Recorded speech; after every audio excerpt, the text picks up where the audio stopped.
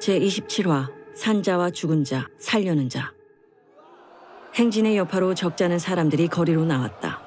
불황자들이야 원래 있던 자리가 거리였지만 조직폭력배들은 아무래도 낮보다는 밤이 그들의 활동 시간이었을 것이다.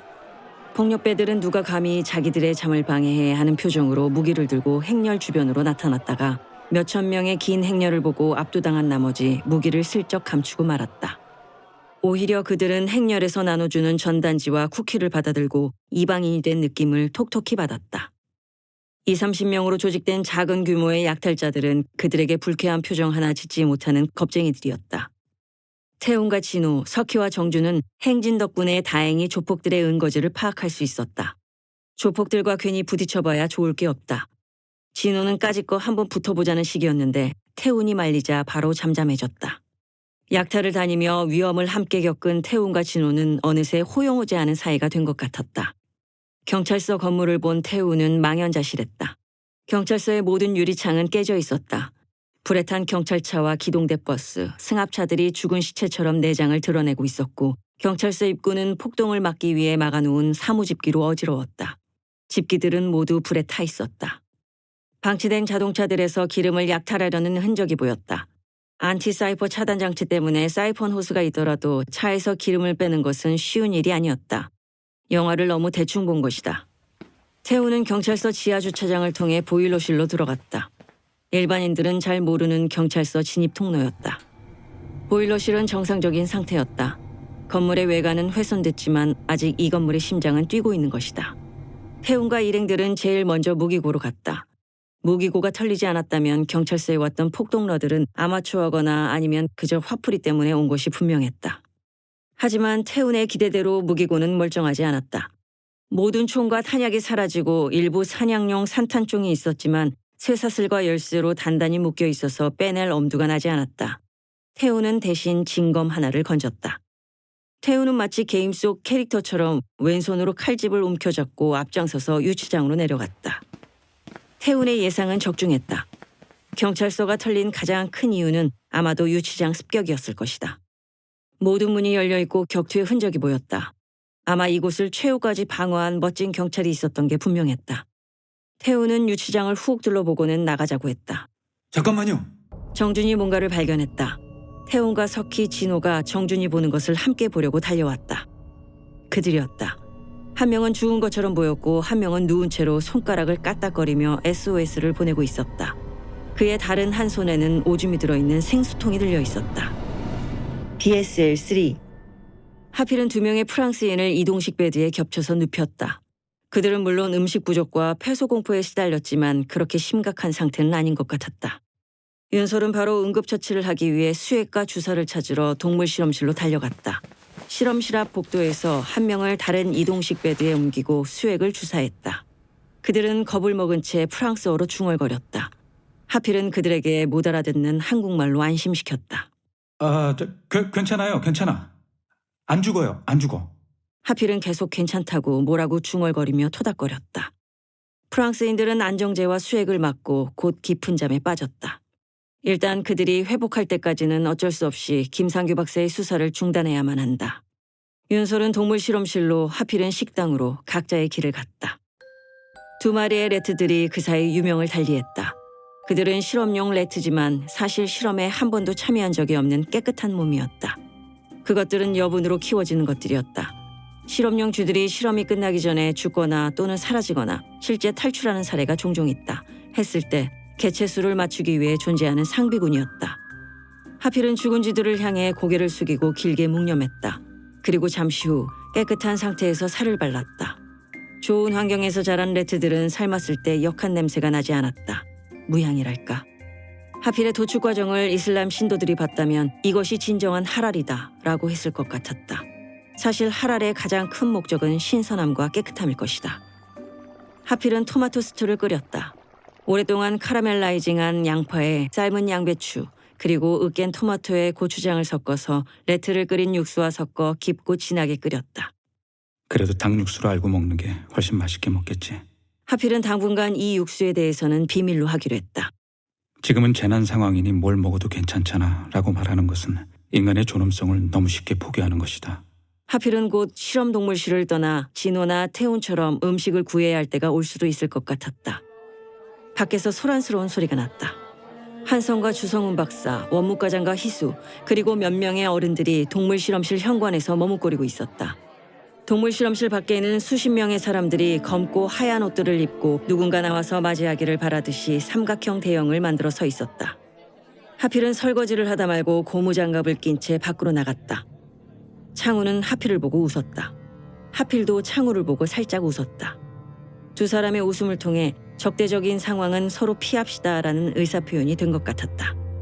당신이 김하필 씨입니까? 네, 그렇습니다만 소각로를 쓰게 해주십시오. 저희가 필요한 것을 대드리겠습니다. 그 얘긴 저랑 하시는 게 맞습니다. 저랑. 원무과장이 나섰다. 주성훈도 여차하면 나서려고 한 발이 반보 앞으로 나왔다. 아니요. 원무과장은 법적으로 이 병원에 대한 권한이 없습니다. 이 병원의 설립 목적과 국가 재난 상황에서 이 건물에 대한 법적 권리들을 따져본 결과 지금 상황에서 이 건물과 연구소의 모든 권한은 국가나 지자체장에게 있습니다. 그들은 아주 철저하게 이곳 사람들에 대해서 조사를 끝냈다. 하필은 소각로 앞에서 본 헬기를 떠올렸다. 그때부터군. 주성훈에 나왔던 한 발이 다시 들어갔다. 그러고는 하필의 눈치를 봤다. 제가 당신을 지정했습니다. 교주 뒤에 있던 중년의 남자가 검정색 양복을 입은 채 나섰다. 저는 현재 서울시장과 부시장의 요구로 서울시장의 권한을 위임받은 서울정무부시장이 직무대행의 직무대행입니다. 검정 양복은 자신의 공무원증을 사람들에게 보여줬다. 그런데 왜 저냐고요, 하필? 알아보니 당신이 소각로를 실질적으로 관리하시더군요. 저기서 얼마 전에 여기서 나온 시신을 태웠죠. 그들은 자신들이 구상하는 일에 대해 자세하게 설명하고 돌아갔다. 지금 서울과 경기에는 국가 권력의 부재로 인해 많은 시체들이 길거리에서 썩어가고 있다. 바이러스로 죽어가는 사람들보다 죽은 시체와 오염된 물, 음식 부족과 폭력배들 때문에 더 많은 사람들이 죽고 있다는 것을 강조했다. 그들의 리더로 보이는 남자, 여자 같기도 하다는 하필에게 소각로를 써서 버려진 시신을 처리하고 힘을 합쳐 바이러스로부터 살아남은 사람들의 커뮤니티를 만들자고 제안했다. 하필이 아무 대답도 하지 않자 생각할 시간을 주겠다며 조용히 돌아갔다. 그리고 준비해온 약간의 식재료를 선물로 두고 갔다. 태운 일행이 프랑스인 한 명을 카트에 싣고 돌아왔다. 윤설은 숨이 끊어질 듯 말라버린 프랑스인에게 응급조치를 해줬다. 한선도 도왔다. 한선은 어느새 동물실험실의 공식적인 간호 담당이 되었다. 이제 그들이 회복하기를 기다려 증언을 들으면 바이러스로 초토화된 지금의 상황이 어디서부터 누구로부터 출발했는지를 알아낼 수 있을 것이다. 윤설은 그때 번뜩 아이디어 하나가 떠올랐다. 폭로. 하필이 규원을 어떻게 쓸지에 대해 윤설은 곧 알게 될 것이다 라고 한 말을 떠올렸다. 김하필은 보통 사람은 분명 아니다. 윤설은 규원과 석희를 불러 자신의 계획을 설명했다. 규원은 윤설에게 정말 잘할 수 있다고 자신감을 표현했다. 석희는 규원의 부서진 핸드폰을 새 핸드폰을 구해 쉽게 복사했다. 규원은 석희의 그런 능력을 신기한 듯 쳐다봤다. 석희는 간단하게 자신을 소개함으로써 설명을 대신했다. 규원은 석희의 정체가 국정원 요원임을 듣고 나서 진작 그런 줄 알았다면 뻘짓을 덜 했을 거라고도 했다. 윤설은 누워있는 프랑스인 3명의 소지품을 뒤졌다. 그리고 그들의 인적 사항에 대해 석희는 국정원 정보 사이트에 접속해 이들의 신원을 파악해 나갔다. 그리고 규원은 그 모든 과정을 촬영하기 시작했다. 윤설은 규원의 구독자와 유튜브를 볼 수 있는 많은 사람들에게 바이러스 유출의 시작이 어떻게 출발했는지를 폭로할 생각이었다. 증인과 증거가 있다. 게다가 윤설은 자신이 잘못한 부분에 대해서도 바이러스로 죽은 사람들과 가족들, 그리고 미래의 잠재적인 피해자들에게 사죄했다. 규원은 러프한 상황을 그럴듯하게 편집해서 동물실험실의 상황과 함께 짧은 트레일러를 만들어 업로드했다. 몇백만 명이 시청하는 데에는 불과 몇 시간이 안 걸렸다. 지금 전 세계 수많은 사람들이 재난 속에 또 미중유의 재난을 걱정하며 인터넷 창을 살피고 있는 것이다. 그때 하필의 엄마가 드디어 생을 마감했다. 다행히 그녀의 죽음은 바이러스 때문이 아니었다. 하필의 엄마는 죽음이 너무나 자연스러웠다. 서서히 맥박의 그래프가 쪼그라들면서 모든 장기의 기능들이 골고루 그 수명을 다하며 오프로 전환됐다. 하필의 엄마는 죽기 전 하필의 얼굴이 아닌 천장을 바라보며 하필에게 한마디를 남겼다. 제발 밖에 나가서 살아라, 아들아. 새벽, 개들의 무리가 연구소 주변에서 짖기 시작했다. 개들은 사료의 냄새를 맡았거나 쥐들의 존재를 아는 것이다. 이전에도 몇 번이나 그랬지만 하필이 개들에게 가서 뭐라고 몇 마디를 하고 나면 개들이 풀이 죽어서 공격성이 사라진 채로 돌아갔다. 돌아가는 개들에게 하필은 사료 한 그릇씩을 먹였다. 그런데 지금은 하필이 연구소에 없다. 하필은 새벽 4시가 되자 죽은 엄마의 시신을 검정색 비닐에 싸고 묶어서 직접 들쳐매고 검은 옷을 입은 채로 길을 떠났다.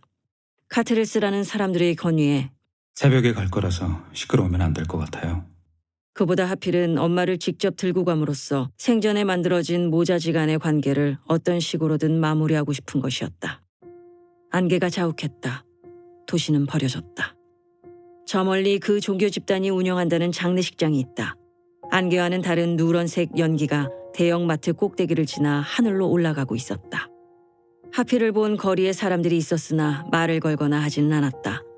죽음은 특히 하필의 걸음걸이로 봐서 가족의 죽음이 분명할진데 그런 사람에게 괜한 공격성을 띠는 것은 스스로 사이코패스 인증을 하는 것이리라. 하필은 한 발 한 발 발을 떼면서 엄마의 마지막 말을 떠올려봤다. 제발 밖에 나가서 살아라, 아들아. 하필은 좀 늦었지만 밖에 나가서 살아야겠다는 생각을 문득 해봤다. 윤슬에게 필요한 일을 마저 해주고 나서 그리고 하필이 걷고 있는 곳에서 정확히 180km 떨어진 지점에서 인천으로 들어온 김상규 박사의 SUV와 분대가 탄 트럭과 장갑차가 화성생물연구소를 향해 전속력으로 달려오고 있었다. 차 뒷자리에서 김상규 박사는 다운받아 놓은 규원이 올린 동영상을 보며 투지를 불태우고 있었다.